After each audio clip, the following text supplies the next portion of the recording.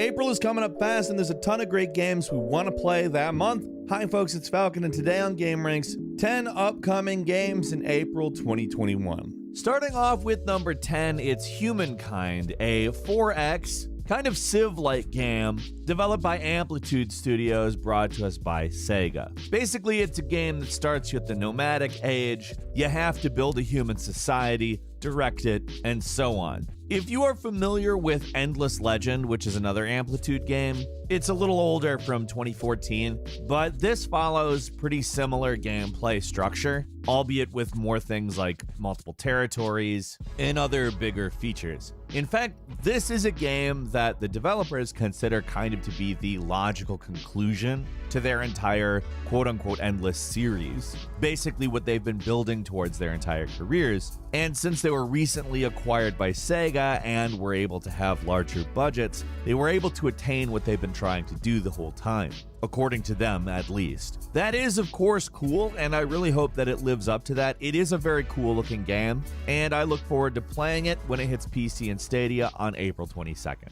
At number 9 is Century Age of Ashes, which is a multiplayer dragon air battling game. And in truth, it looks like a really fun dogfight oriented game. This is one where I saw the trailer and I thought, wow, this has a lot of momentum. Obviously, I haven't played it yet, but I feel like from the footage that they've put out, it's kind of easy to tell exactly how it's gonna play, aside from obviously a couple of minor things. There's locking on, there's various different types of attacks. It's very fast-paced, there's a lot of dodging, and just to be frank, it looks like an extremely badass game. It's also free to play, which obviously until we have more of an idea of exactly what's going on with the free to play mechanics, we're not going to be able to tell you whether that's something intrusive or good or bad. But as it stands, I think this potentially could be a really big multiplayer game. It's going into early access in April. We don't have an exact date, but it is landing on Steam on PC sometime during the month.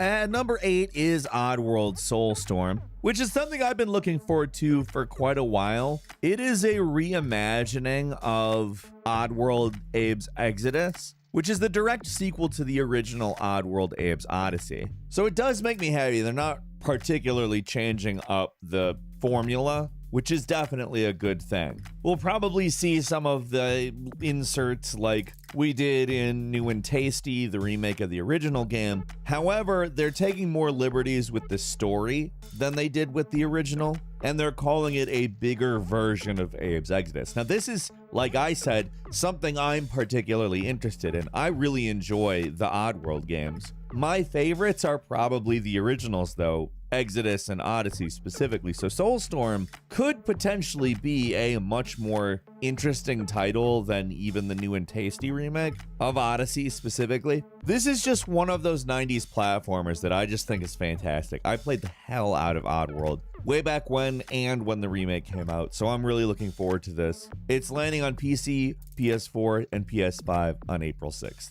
At number 7 is Star Wars Republic Commando. Basically a tactical FPS set in the Star Wars universe. It's a much grittier, much darker attempt at telling a story during the Clone Wars era of the Star Wars timeline, and it works out really good. This is a game that probably is easy to forget because it's on such an early system. It's developed for the Xbox, and to be frank, considering how old it is, it still looks pretty good. Where a lot of games don't really age great, this one for me actually manages some pretty good nostalgia and is pleasant to look at. It's kind of in some ways Rainbow Six Star Wars Edition, and I remember playing the absolute hell out of this game. When I heard this one was landing on the Switch, I was just like, oh my god, finally. Star Wars Republic Commando is a fantastic FPS on its own. In terms of a Star Wars game, it's way above, especially other Star Wars games from the era, because there was a time when there's just so many of these things, and a ton of them were trash. For me, the old Battlefronts and Republic Commando, pretty much the best Star Wars shooters, and I will absolutely be getting it for Switch when it comes out on the Nintendo platform as well as PS4 on April 6th. At number 6 is MotoGP 21, which is billed as the most authentic MotoGP experience out there. Obviously, the MotoGP series has continued to build through the years. Last year's was viewed by many as probably one of the best ones they've done, if not the best one, and they're obviously building on that experience here. This is a series that's known for physics and just being really accurate and even a little unforgiving. But it is also a series where the AI has gotten better through the years as well. I mean, in all honesty, after last year's, I'm ready to see another because they continue to get better and better. I mean, I'm going off of last year's version, but you're not going to have a difficult time understanding what you need to do. It's got a good career mode. Last year's multiplayer was quite good, as are the graphics in this series. So for me, the latest in this series is kind of a no-brainer. It's coming to a lot of platforms too, so you have no excuse not to play it if this is the type of game you like. It's coming to Windows, Nintendo Switch, PS4, PS5, Xbox One, Xbox Series X and S, and it's coming out on April 22nd. At number 5 is MLB The Show 21, a long-running series started way back in 2006 on the PlayStation 2. It's one that has done a lot of developing through the years. I think the more recent ones are a little bit better personally. It's one of those series that hasn't gotten major facelifts, but gradually developed through the years. And prior to being The Show, it was just MLB and then a number. But The Show was kind of a turning point a little bit. It was regarded as possibly the best out of all the baseball games. I kind of felt like last year's fits into that category as well, although maybe not by the kind of margin that MLB The Show 06 did. There was some minor issues last year with custom teams. It was never something that I really cared a whole lot about, but I do remember people being kind of iffy about it. But I always enjoyed the mechanics of these games, and as long as they don't mess it up, obviously MLB The Show 21 should be another solid entry to the series. That's coming to PS5, Xbox Series X, PS4, and Xbox One on April 20th.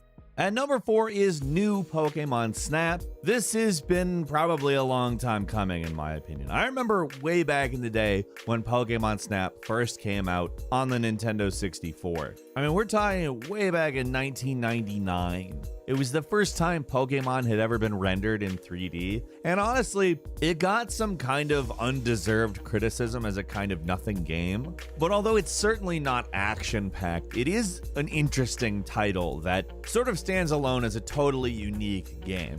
Basically, in Pokemon Snap, you kind of go on a little bit of a safari and take pictures of Pokemon. That sounds very boring, but it is actually not. It is charming and fun, and if you like Pokemon and don't need like the world to be about to end in a game for it to be enjoyable, it's kind of an addictive and strange game. I'm excited that there's a new one coming out personally. In a lot of ways, it's kind of better suited to now than then because you have all of the social features for sharing photos and stuff like that built in. I'm pretty stoked. Honestly, I miss Pokemon Snap, and I will definitely be giving it at least a shot when it comes around on Nintendo Switch on April 30th.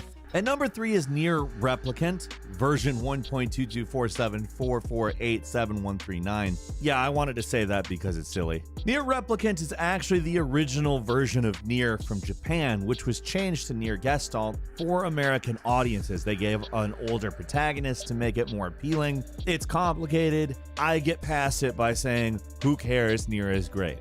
And it is great, and that's exactly why you should play it. Like, if you like Nier Automata, I would say that this game isn't as good, and that's partially because Nier Automata's gameplay is just significantly better. It's a Platinum game, and Platinum games are great. But Nier is a good game. It's got a good story, very solid gameplay. It's not as fast-paced as Automata. You'll probably see up a whole lot less skirts in it as well. I don't know if that's a pro or a con for you. I don't. It doesn't matter. It's certainly a good game that takes place in the same universe, same timeline, etc. I will definitely be playing Nier Replicant when it lands. It's been a while, and I love me some Nier. It's hitting PC, PS4, and Xbox One on April 23rd.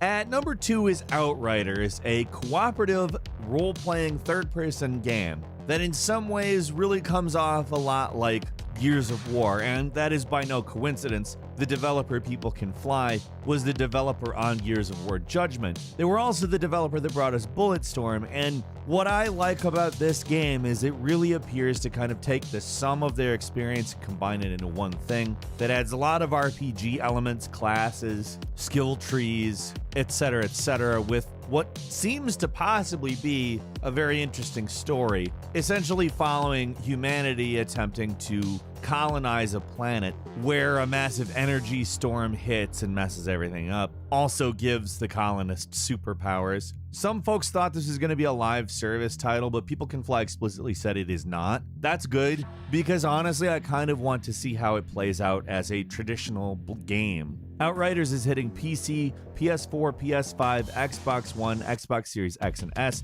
and Stadia on April 1st. And finally, at number 1 is Returnal, a game that I think is honestly going to be a big game. This is one of the big exclusives that we've been shown for PlayStation 5 that honestly, it just looks really cool. It's a third-person psychological horror shooter, and it incorporates roguelike elements in that you're stuck in a time loop, where every time you go through the time loop, things have changed. You're basically some form of space traveler who has crash-landed on a planet. You relive that crash after trying to survive on the planet, dying, etc., etc. I mean, for me, it kind of looks like Alien Isolation or Dead Space in some ways, but obviously the roguelike formula is very different from those games. I'm hoping that that type of stuff pans out because I love those games. I want more of those, particularly Dead Space. If this turns out to play a lot like Dead Space, I'm there. It's certainly a shooter I am really interested in playing, and I will be when it lands on PS5, April 30th. That is all for today. Leave us a comment. Let us know what you think. If you like this video, click like. If you're not subscribed, now's a great time to do so. We upload brand new videos every day of the week. The best way to see them first is, of course, a subscription, so click subscribe. Don't forget to enable all notifications, and as always, we thank you very much for watching this video. I'm Falcon. You can follow me on Twitter at Falcon the Hero. We'll see you next time right here on GameRanks.